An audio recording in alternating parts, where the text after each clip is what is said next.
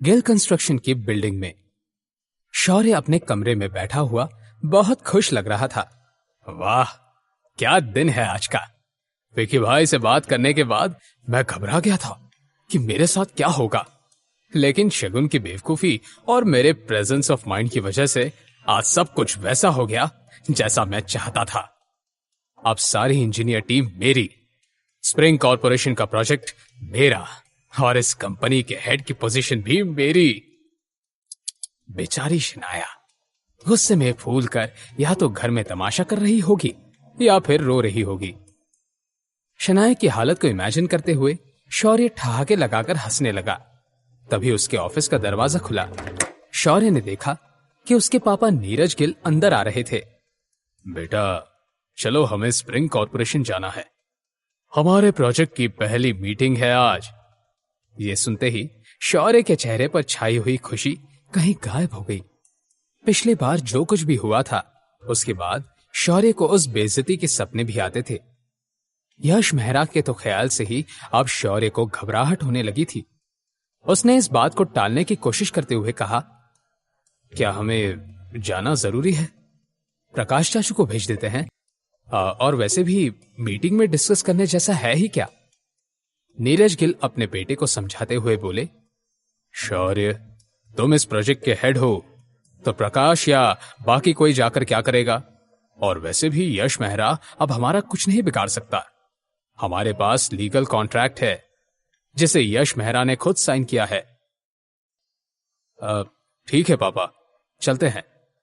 शौर्य यह सोचकर मान गया था कि दिल्ली के रायजादा परिवार से दोस्ती करने का यह उसका इकलौता मौका था। मगर रायजादा खानदान के असली वारिस से तो शौर्य के अलग ही मसले थे। वहीं शहर के दूसरे कोने में जैसे ही आहान और शनाया घर के अंदर गए, यामिनी गिल ने गुस्से से आहान की तरफ देखा। आहान, तुम हर बात बर्बाद क्यों कर देते हो? अगर तुम शेखर की और शनाया की मदद नहीं कर सकते तो चुपचाप घर संभाला करो। ऑफिस में जाकर पापा जी से झगड़ा करने की तुम्हें क्या जरूरत थी भला? अपनी सासू मां की डांट सुनकर आहान को आज जरा भी फर्क नहीं पड़ा। उसने बेफिक्र लगते हुए मिसेस यामिनी गिल से कहा, मॉम क्या हुआ है? शनाया भी इस बारे में सोचकर कंफ्यूज हो गई थी कि ऑफिस में आनंद गिल के साथ जो कुछ भी हुआ था उसके बारे में शनाया की मॉम को कैसे पता चला। इसका क्या मतलब है कि मुझे कैसे पता चला? 10 मिनट पहले मुझे ऑफिस के मैनेजर का कॉल आया था। कह रहा था कि शनाया को इनाम के तौर पर मिली हुई 6 मंजिला बिल्डिंग और ऑफिस में उसकी पोजीशन को खारिज कर दिया गया है। ऐसी बात नहीं थी कि आहान और शनाया ने इस बात की उम्मीद नहीं की थी। जिस पल दोनों ने ही गिल कंस्ट्रक्शंस की बिल्डिंग छोड़ी थी, यह सब होना ऑब्वियस था। इस सब से परेशान मिसेस यामिनी गिल ने आगे कहा, क्या इस बात से कोई अनजान है कि शनाया ने स्प्रिंग कॉर्पोरेशन की डील के लिए कितनी मेहनत की थी? अब सब चला गया। इतनी महंगी बिल्डिंग, जॉब, पोजीशन कुछ नहीं रहा। एक बार के लिए वो तो ठीक है, मगर आहान, तुम्हारे पापा जी से बहस करने की क्या जरूरत थी? वो हमारे परिवार के बड़े हैं, उनसे जबान लड़ाने की और इतनी बदतमीजी करने की तुम्हें क्या जरूरत थी? गुस्से से यामिनी गिल के हाथ कांपने लगे थे। उन्होंने मन ही मन में कहा, हाँ, अगर एक बार के लिए शनाया ने पापा जी से लड़ाई की होती तो मैं कुछ ठीक कर सकती थी। अपनी पोती को कुछ सजा देकर पापा जी माफ कर देते। लेकिन ये आहान, इसके अंदर इतनी हिम्मत कहां से आ गई? अब कुछ नहीं हो सकता। आहान ने शनाया और उसकी फैमिली को बहुत बड़ी मुसीबत में डाल दिया था। मिसेस यामिनी गिल आगे कुछ कहने ही वाली थी कि शनाया ने उनसे कहा, मॉम, इस सब में आहान की कोई गलती नहीं है। दादाजी शौर्य की तरफदारी कर रहे थे और उन्होंने मुझ पर यकीन करने से मना कर दिया था। शनाया भी अब गुस्से में लगने लगी थी। इस पॉइंट पर मिसेस यामिनी गिल का गुस्सा अपनी बेटी पर निकलने लगा। उन्होंने शनाया से सवाल करते हुए कहा, अच्छा, तो अब तुम इस आहान का साथ देना चाहती हो? इस निकम्मे आहान की वजह से यह सब हुआ। तुम अपना सब कुछ खो चुकी हो शनाया, लेकिन फिर भी तुम्हें यह सही लग रहा है?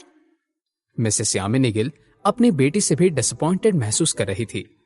उन्होंने आगे कहा, अगर तुम दोनों ने अपने सफाई पेश करते हुए पापा जी से थोड़ी तमीज से बात की होती तो शायद हमें यह दिन न दिखना पड़ता।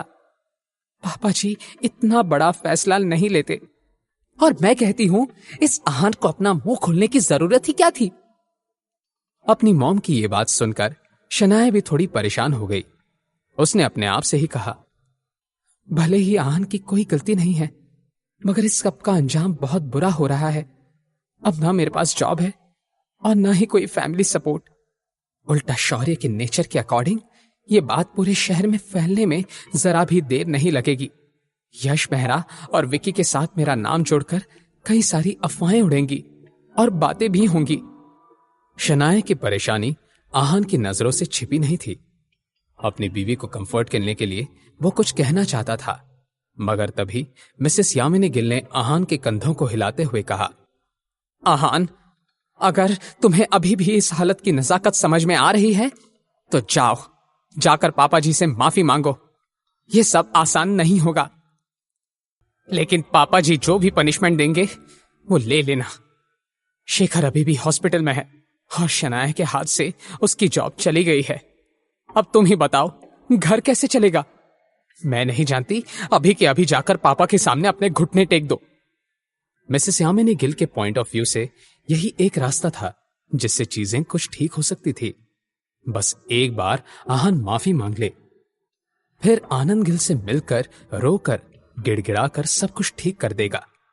मगर अगले ही पल जब आहान ने अपना मुंह खोला तो मिसेस यामिनी गिल के साथ साथ शनाया भी दंग रह गई। आहान ने अपनी सासू मां की बात पर बहुत ही काम अंदाज में रिएक्ट करते हुए कहा, मैं आनंद गिल से माफी नहीं मांगूंगा। माफी तो उन्हें शनाया से मांगनी चाहिए।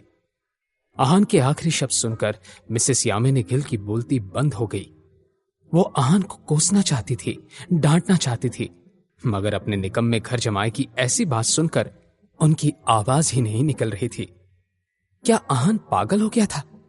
ऐसा कैसे हो सकता था?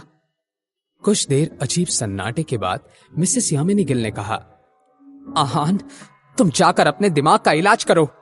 मुझे लगता है तुम बीमार हो, इसी वजह से ऐसी अजीब हरकतें कर रहे हो। यह सुनकर आहान ने एक छोटी सी मुस्कान के साथ कहा, मॉम, इस बात को माने या न माने, आनंद गिल खुद आकर शनाया से माफी मांगेंगे। उन्हें मांगनी ही पड़ेगी। ये कहकर आहान अपने कमरे की तरफ जाने लगा। आहान के अंदर इतना कॉन्फिडेंस कहां से आया था? मिसेस यामिनी गिल ने उससे कहा, तुम साफ साफ कहो, इस बात का क्या मतलब है? मगर आहान ने कुछ भी नहीं कहा। जवाब में बस आहान के कमरे के दरवाजे के बंद होने की आवाज आई। मिसेस यामिनी गिल अपना सर पकड़कर बैठ गई तो शनाया की परेशानी कुछ हद तक कम हो गई। शनाया ज्यादा तो कुछ नहीं जानती थी, मगर उसे यह पता था कि जब भी आहान कुछ कहता था तो उसके पीछे कोई ना कोई मतलब जरूर होता था।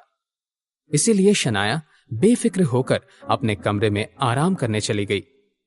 दूसरी तरफ स्प्रिंग कॉर्पोरेशन में जब शौर्य और नीरज गिल बिल्डिंग के अंदर आए, वो दोनों थोड़े नर्वस थे, मगर दोनों बाप बेटे इस तरह दिखावा कर रहे थे मानो पिछली बार की जिल्लत कभी हुई ही नहीं थी। रिसेप्शनिस्ट ने उन दोनों का बहुत ही रिस्पेक्ट के साथ वेलकम किया और पोलाइट अंदाज में उन्हें कॉन्फ्रेंस रूम में ले गई। नीरज गिल ने शौर्य से कहा, बेटा, मुझे लगता है कोई प्रेजेंटेशन वगैरह हो सकती है। हो सकता है कि हमें यश मेहरा से मिलने की कोई नौबत ही ना आए। अपने पापा की ये बात सुनकर शौर्य को कंफर्टेबल फील हुआ और वो कॉन्फिडेंस के साथ अंदर आ गया। मगर जैसे ही उन दोनों ने देखा कि कॉन्फ्रेंस रूम में अकेला यश मेहरा बैठा हुआ था तो उनके होश उड़ गए। दोनों ने एक दूसरे की तरफ देखा, लंबी सांस ली और जाकर अपनी कुर्सी पर बैठ गए। सीईओ यश मेहरा, गुड आफ्टरनून। नीरज गिल ने शुरुआत करते हुए कहा। हमेशा की तरह यश मेहरा अपने काम में बिजी था। कुछ देर बाद उसने हाथ में पकड़ी फाइल को नीचे रखा और नीरज गिल और शौर्य की तरफ देखने लगा। उन दोनों की शक्लों को देखकर यश मेहरा का मुंह बन गया। उसने बेरुखे अंदाज में उन दोनों से सवाल करते हुए कहा, तुम दोनों यहां क्या कर रहे हो? यश मेहरा के इस एरोगेंस को देखकर शौर्य को गुस्सा आने लगा। नीरज गिल का भी चेहरा जम गया, लेकिन उन्होंने मुस्कुराकर चापलूसी करते हुए कहा, जी, कुछ दिनों पहले आपने हमारे गिल कंस्ट्रक्शन के साथ कॉन्ट्रैक्ट साइन किया। वो स्प्रिंग। मगर इससे पहले कि नीरज गिल अपनी बात पूरी कर पाते, यश मेहरा ने उनकी तरफ देखे बिना ही उन्हें बीच में टोक दिया और उसने डायरेक्ट सवाल करते हुए कहा, क्या कॉन्ट्रैक्ट साइन करने के समय तुम वहां थे? यश मेहरा को इस बात से कोई फर्क नहीं पड़ रहा था कि नीरज गिल कौन था और उम्र में उससे कितना बड़ा था। वो बस सवाल पर सवाल किए जा रहा था। नीरज गिल ने कहा, जी नहीं, तब तो हम दोनों यहां नहीं थे, लेकिन इस बात से क्या फर्क पड़ता है? हमारी कंपनी ने यह प्रोजेक्ट हमें सौंपा है, तो आप बेफिक्र होकर हमारे साथ काम शुरू कर सकते हैं। यह सुनकर यश मेहरा ने इस तरह रिएक्ट किया मानो कुछ सोच रहा हो, और फिर कुछ देर की खामोशी के बाद उसने कहा, मुझे फर्क पड़ता है। जिसके साथ मैंने कॉन्ट्रैक्ट साइन किया था, मैं उसके साथ ही मिलना चाहता हूं। अब यश जिद पर अड़ गया। नीरज ने लाचार होकर सवाल किया, सीईओ मेहरा, आप मेरी मुश्किलें क्यों बढ़ा रहे हैं? इस बात को सुनकर यश मेहरा ने ऐसा मुंह बनाया मानो किसी कचरे के डिब्बे को देख रहा हो, और उसने कहा, निकलो यहां से। मैं तभी मीटिंग करूंगा जब मिस शनाया खुद यहां आएंगी। शौर्य को इस सब में इरिटेशन हो रही थी। उसके पापा से कुछ नहीं होने वाला था, इसीलिए शौर्य ने बीच में बात करते हुए कहा, मिस शनाया वो बहुत बिजी हैं। एक्चुअली वो 1 महीने की लंबी वेकेशन के लिए गई हुई हैं। ये एक सही जवाब था। अब यश कोई बहाना नहीं बना सकता था, लेकिन आगे यश मेहरा ने जो कहा उसे सुनकर दोनों बाप बेटे शॉक्ड हो गए। यश मेहरा ने कहा, तो फिर कोई बात नहीं, वो जब वापस लौटेगी काम तभी शुरू होगा। मैं उनका वेट कर सकता हूं।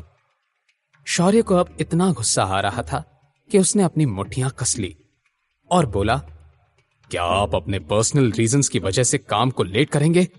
हमने कॉन्ट्रैक्ट साइन किया है, और अगर इस सब के बारे में आपके सुपीरियर ऑफिसर्स को पता चल गया तो अच्छा नहीं होगा। शौर्य की इस बात में वार्निंग झलक रही थी। यह सुनकर यश मेहरा के चेहरे पर टेढ़ी मुस्कान आ गई। उसने शौर्य की आंखों में आंखें डालकर देखा और सवाल करते हुए कहा, क्या तुम मुझे धमकी देने की कोशिश कर रहे हो? यह सवाल सुनकर नीरज गिल अब खामोश नहीं रह सकता था। यश मेहरा को नाराज करना उस पर बहुत भारी पड़ सकता था। इसलिए नीरज गिल ने एक बहुत बड़ी सी मुस्कान के साथ जवाब देते हुए कहा, सीईओ यश मेहरा, आप जरूर मजाक कर रहे हैं। हम आपको धमकी कैसे दे सकते हैं भला? बात यहीं खत्म हो गई थी। यश मेहरा ने वापस अपनी फाइल पकड़ी और बाप बेटे की इस जोड़ी को जानबूझकर नजरअंदाज करते हुए कहा, अगर ऐसी बात है तो निकल जाओ यहां से, और मिस शनाया के बगैर वापस मत आना। शौर्य और नीरज की एक बार फिर इस कंपनी में बेइज्जती हो चुकी थी। राहत तो बस इस बात की थी कि इस बार किसी ने जिल्लत को देखा नहीं था। आगे कुछ नहीं कर सकते थे वो, इसलिए चले गए। उनके जाते ही यश मेहरा ने एक मैसेज किया। दूसरी तरफ आहान और शनाया के घर में आहान को मिस्टर विक्रम का कॉल आया, तो आहान ने कॉल आंसर करते हुए कहा, क्या काम हो गया है? मिस्टर विक्रम ने दूसरी तरफ से हामी भर दी। आहान ने कहा, गुड, बाद में बात करते हैं। यह कहकर उसने कॉल काट दिया। इसके बाद वो किचन में जाकर खाना बना रहा था कि तभी शनाया किचन के अंदर आई और उसने आहान से सवाल करते हुए कहा, आहान, तुम किससे बात कर रहे थे? शनाया का सवाल सुनकर आहान नर्वस हो गया। उसने बहाना बनाते हुए कहा, जी वो ऑफिस से कॉल था। क्या आपको भूख लगी है? खाना अभी बन जाएगा, बस 5 मिनट। शनाया ने इस बारे में ज्यादा नहीं सोचा और बोली, ओके। अपनी बात कहने के बाद वो जा रही थी कि शनाया को कुछ याद आया और उसने मुड़कर आहान से पूछा, आहान, तुम इस प्लाजा बार में कैसे आ गए? तुम वहां क्या कर रहे थे? अब आहान क्या करेगा? क्या वो शनाया को सब सच बता देगा या फिर एक नया बहाना बनाएगा? जानने के लिए सुनते रहिए पॉकेट एफएम।